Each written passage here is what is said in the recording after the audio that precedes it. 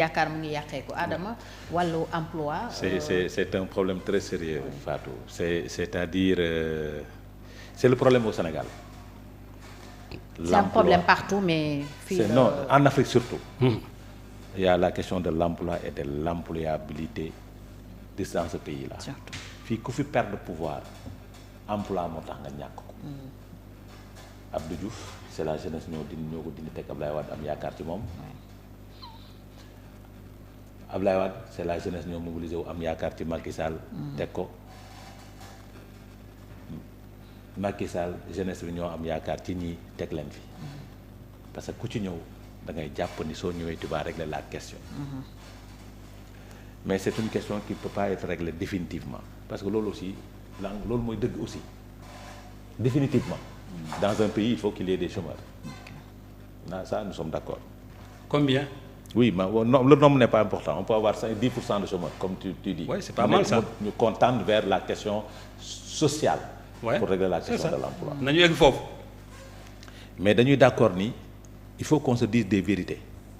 Mais Sénégal dafa bëri espace. Monsieur Diamanka, c'est Diamanka non?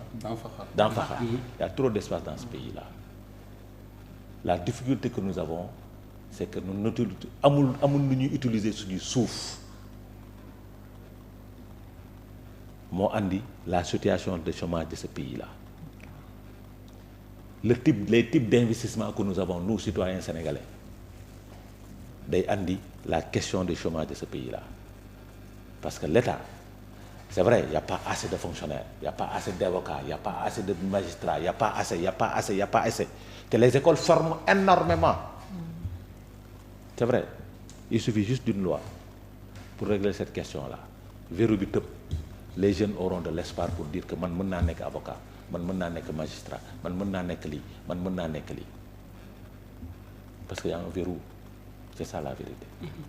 Au niveau de la fonction publique il faut qu'on arrête de dire que la fonction publique ne peut pas recruter plus de 5000 emplois mais pour pouvoir recruter il faut avoir les moyens de payer les salaires après. Surtout. C'est important parce que la question elle est importante. nit ki soo ko recruter da nga koy fay. soo amul loo ko fayee doo ko recruter. dans le budget de l'État du Sénégal le fonctionnement est énorme mooy paiement salaire le fonctionnement moo ëpp investissement donc gànn wàllu plus de la moitié du budget salaire lañ koy fay. au Sénégal de l'État du Sénégal donte fonctionnaires yi matuñu 150 000. Ça aussi c'est un problème. Oui parce que aussi nous sommes dans un pays boo xamante ni salaire bi baaxul la les salaires qu'on paye c'est pas bon su gisee masse salariale bi des fois da ngay rus li ñuy fay nos fonctionnaires différence bi dafa énorme. Comparé au privé quoi. Comparé au privé et au parapublic donc foofu war nañ ci def liggéey bu am solo. pour permettre aux gens d'aller vers parce que tu vois beaucoup de gens quitter le public pour aller dans le privé dans le parapublic. Parce que foofu la ñuy traitement salarial bi foofu la gën a donc l'État pour régler cette question il faut qu'il règle la première chose c'est l'employabilité des jeunes mooy la formation des jeunes parce que jeunes yooyu toog defuñu dara amuñu benn formation rapport bi loolu la wane nee na ba jeunes yu ci bëri amuñu benn qualification donc mënuñoo liggéey. lu ñuy mën mooy bay donc l'agriculture avec grand A doit être développée on voit le ministre de l'agriculture partout au Sénégal pour la mise en place des coopératives agricoles. C'est un bon début. mënoon nañu référer wu sur Prodac pour relancer les coopératives agricoles parce que coopératives agricoles yi espace bi ñuy béyi suba mooy seen tool yi ñoom seen toolu bopp or que accompagnement bi ci état waroon def du ci mën a am mën na nekk début de solution mais day fekk ndaw yi nekk Ndakaaru nangu dellu il faut ñu nangu dellu xam ni lii ñu nekkee dans ce secteur informel dundalu leen parce que da ngay liggéey ba weer dee da ngay jaay ba weer dee doo am 25 000 francs parce que c'est pas un secteur rentable. te lu mënoon état accompagner ce pouvoir là mooy le daan wax naa ko fii ba ñu wàññee njëg yi may leen man wàññi nañ c'est bien j'applaudis mais dama d'accord ñu wax dëgg sénégalais yi ne leen wàññi bi mënagul ne nañu defi lii pour mën a wàññi mooy maanaam allons vers ce qu'on appelle la souveraineté alimentaire pour pouvoir faciliter su boobaa dootoo wàññi tu règles la question parce que soo amee souveraineté la question est réglée dootoo importer produit pour jëg fixer ay prix ak nangam sangam la question le problème est réglé courage politique langage de vérité voilà la situation du pays mais fii lañu bëgg jëm nit ñi nañu nangu ñu àndandoo dem mais c'est pas à travers des vacances agricoles nga xam ne su vacances yi jeexee day dakk c'est pas à travers des vacances agricoles qu'on peut régler la question.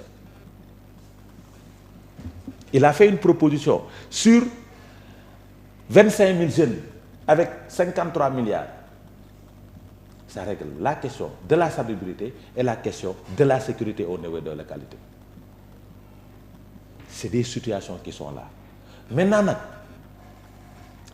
c'est vrai, il ne l'a pas décliné, mais attendons peut-être le discours de politique générale nous permettra peut-être d'y voir plus clair parce que gisuñu ko fii.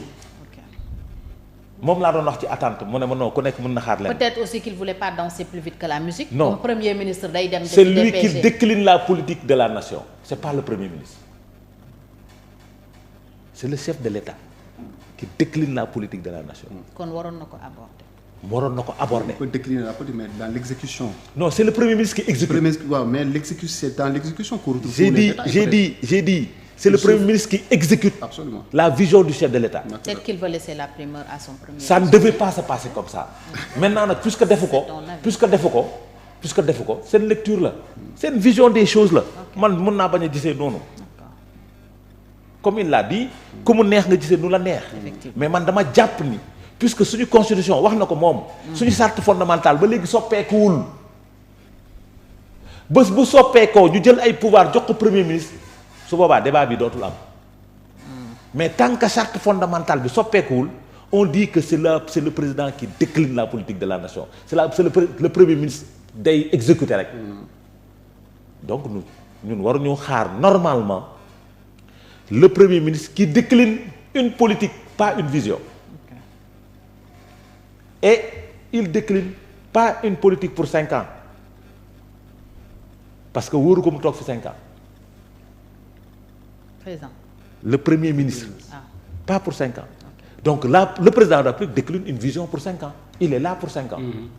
moo tax ñu déggoon ko ci premier ministre président de la République moo ñu doon gënal ñu xaar parce que su ñu amoon une petite idée de l'orientation des orientations du président de la République suñu xaaree dinañ mën a xam fan la DPG bi mën a jëm parce que la politique est définie la vision est claire donc xam nañ ni emploi fii lañ fi mën a jëm agriculture fii la ñu mën a jëm ak leneen premier ministre su waxee duñu def lu dul dugg dans le fond.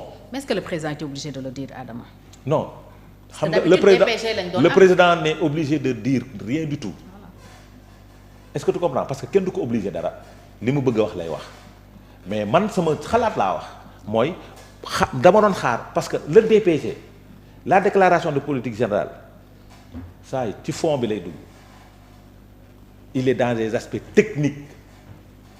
mais dina wax. mooy la question de l'emploi tant d'emplois la ñuy créer président du ko wax dans sa déclaration dans son entretien du wax tant d'emplois la ñuy créer c'est au premier ministre de dire tant d'emplois la ñuy créer en 5 ans. kon il devait donner les grands axes. Très bien man axes yooyu laa doon xaar. D'accord mu ne par exemple ci mbay mi wala. Voilà donc c'est au premier ministre maintenant de décliner carrément dem ci chiffre bi parce que foofu la communication bi nekk maintenant puisque amuñu ko attendons la déclaration de politique générale pour voir quelles sont les orientations. Peut-être est-ce qu'ils ne vont pas venir à ça. C'est vrai, il y a des mesures d'urgence à prendre. C'est vrai, le président de la République l'avait demandé en Conseil des ministres. Il avait demandé au Premier ministre de lui présenter des mesures d'urgence par rapport à la situation. Maintenant, est-ce que ces mesures sont prêtes ou pas? Mais le président taxawee keroog peut-être ces mesures ne sont pas prêtes. Maintenant, attendons de voir la déclaration de politique générale pour éviter de danser plus vite que la musique parce que le président def ko peut-être le premier ministre le fera dina joxe orientation yi su boobaa les déclinaisons seront claires et peut-être la question crucial parce que fii ku fi ñàkk nguur xëyu ndaw ñi ñoo tax nga ñàkk ko la question cruciale de l'emploi dina ko régler maintenant par rapport à la monnaie CEDEAO les pays de l'UEMOA sont en train de travailler sur une monnaie d'ailleurs sori nañ ci sax parce que le Nigeria moo nekkoon point d'achoppement blocage obstacle bi Nigeria a rejoint donc l'ECO sera mis en service bientôt donc CFA bi dañ fay génn on aura notre monnaie unique boobu moo gën ñu bokk ko parce que moi juste maak yow ñoo yema ok il faut sortir de pour man dañu war a am suñu monnaie bopp parce que loolu mooy souveraineté nous sommes un pays indépendant mais nous ne sommes pas souverains